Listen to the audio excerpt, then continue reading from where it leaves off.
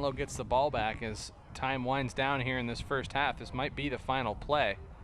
Quick pass out to the left is complete to Mariyama. Nice job of running. He gets out, breaks Still that on his first feet. tackle. As you hear the buzzer in the background, he will go down at the 50, and that'll do it for the first half of play. Menlo out in front by a large margin. They are on top of Lowell 27-8. As the Knights will try and close this one out in the second half, we'll have it for you. We'll be back here on CCSA.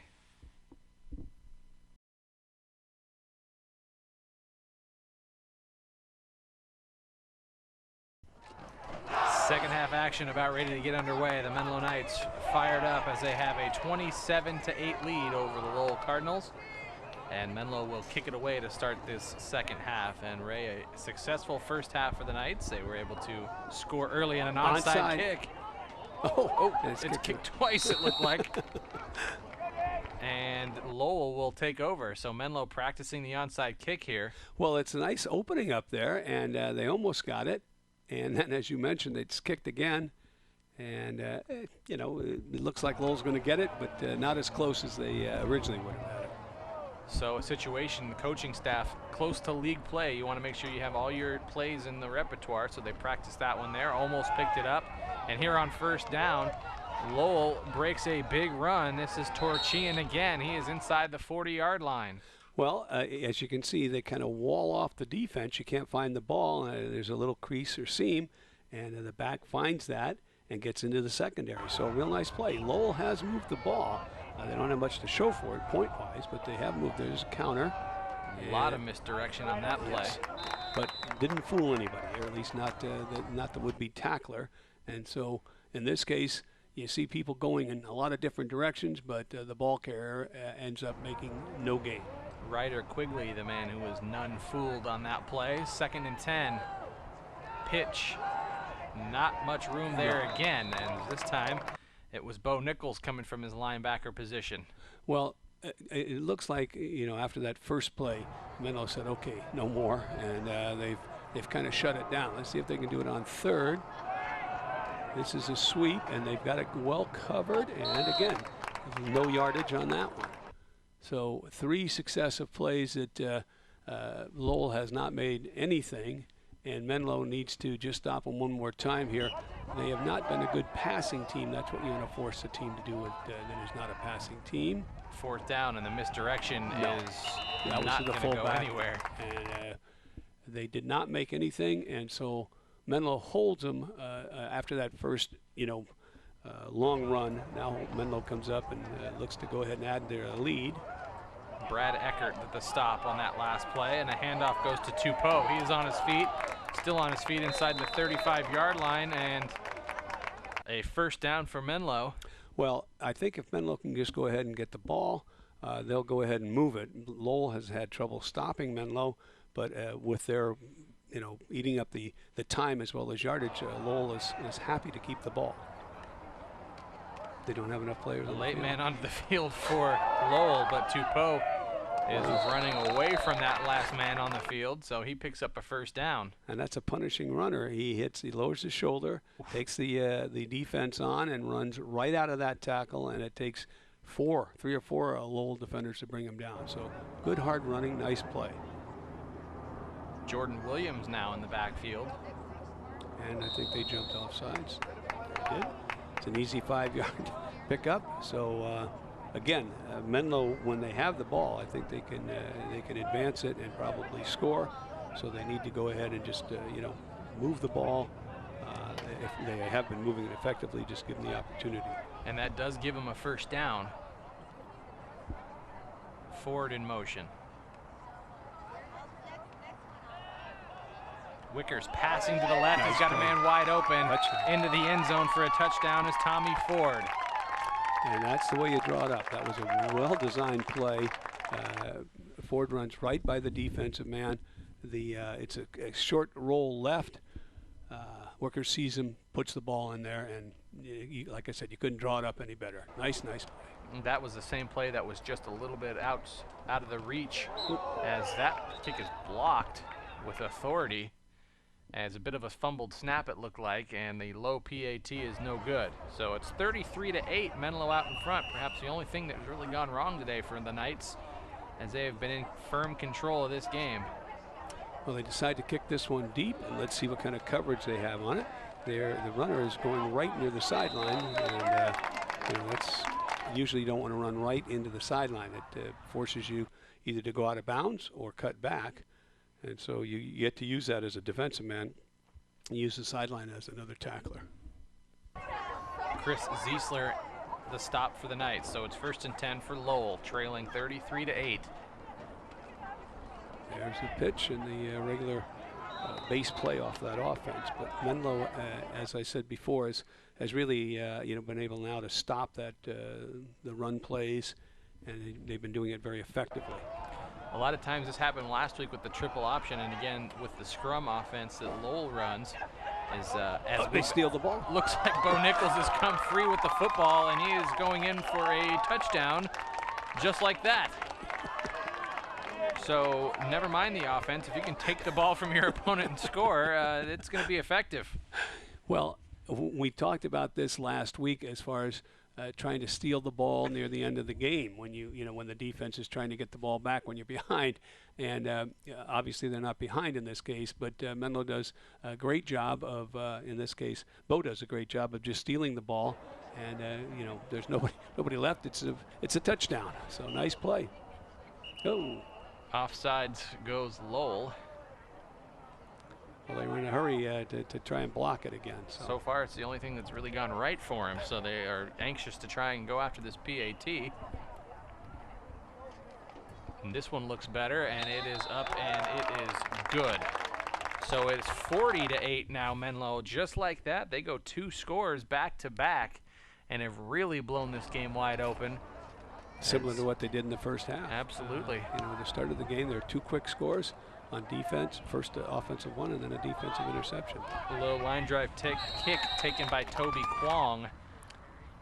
Well, Lowell will have a pretty good field position at about the 45-yard line, and we'll see if they can mount an attack, or if Menlo will continue to do what they've been doing, which is diagnose the play, stop it at the line of scrimmage, and force them to punt.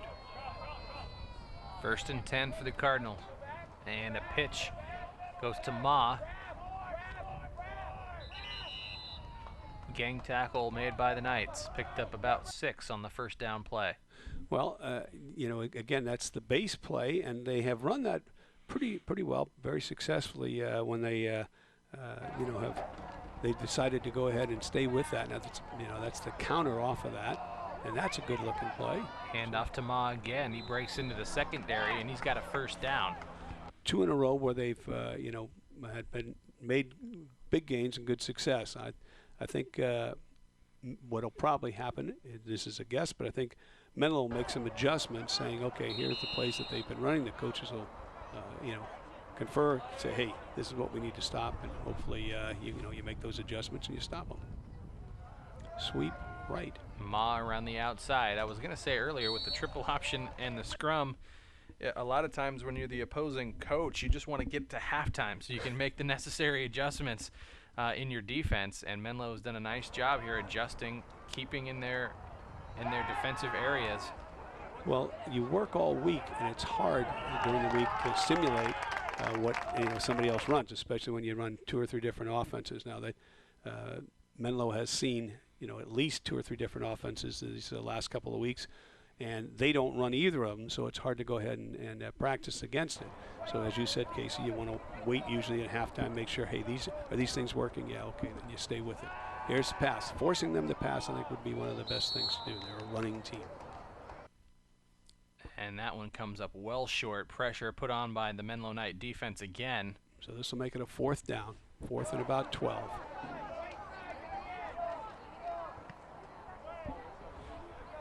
Low line drive punt taken at the 10-yard line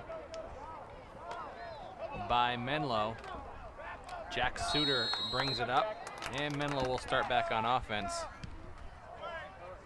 1st and 10, up 40-8 as they are impressing the home crowd here at Menlo.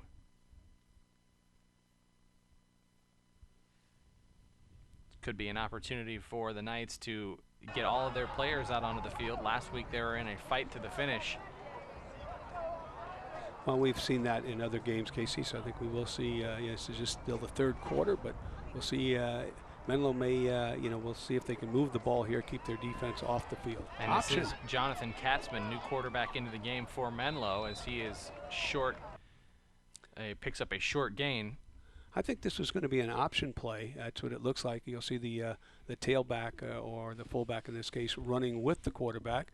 And they look to option, and the pitch was, they did not end up pitching it, but that's one of the plays that Menlo does have in their arsenal, and Jonathan elected to keep it in this case. 4 receivers for the Knights on 2nd down and 9.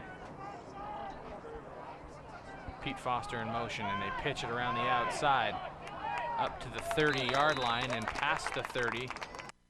A nice run on 2nd down. Now this is a play where you might have, it is designed to go outside, and you might have followed that big tackle to go to the outside, but still a good decision, good yardage, and they continue to pound it and make first downs. A nice run there, picks up the first down, and they move the chains, as you mentioned, already up 40-8. They would like to keep that clock moving.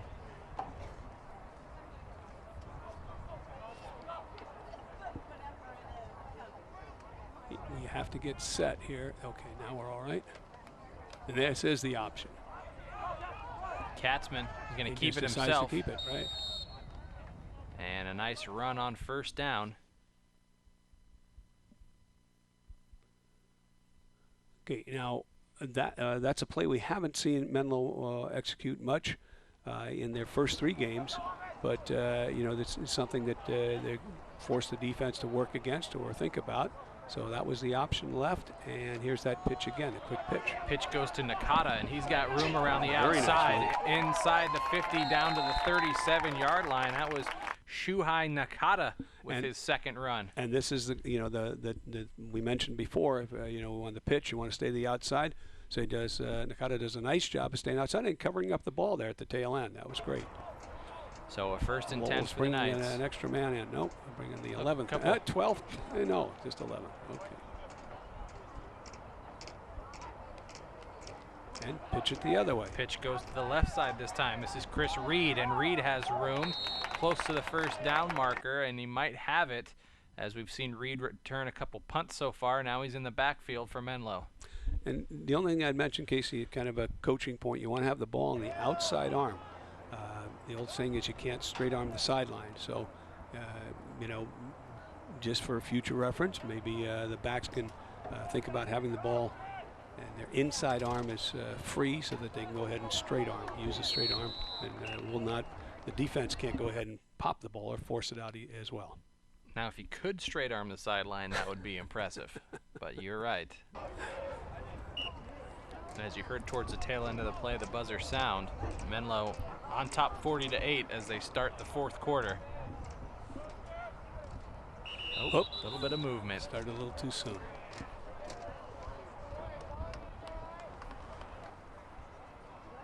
Foster in motion. That's the pitch again. And this is Reed. He's got blocking around the outside. And he has the ball on the outside arm. Flag Good job. is thrown. This might come back for a hold. Yeah, I think it may. So he picks up positive yardage. But I think the penalty is going to go against Menlo in this case. And so instead of a first down, instead of a good yardage, we'll see what the down and distance is now. We talked earlier when the onside kick, you're practicing all the plays you have before league play starts. This is another situation that coaches love. You get all your players an opportunity to play before league play so they know what they can do if they need to step into a situation in that game. Well, it's a great opportunity, and as you mentioned, there's a bye coming up this week, Casey. So, you want to get healthy. You want to try and be prepared for the upcoming league, because that's what when the games really start counting. So good job, and hand off on the delay to Nakata. He breaks the tackle. Good job, and he is pushed out of bounds. So a nice running job. Yeah, good. You see a good burst of speed here, and they almost pick up that yardage that that they had assessed against them on the penalty. did a good job of covering up the ball there. It's third down, 3rd and 15. Reed goes in motion.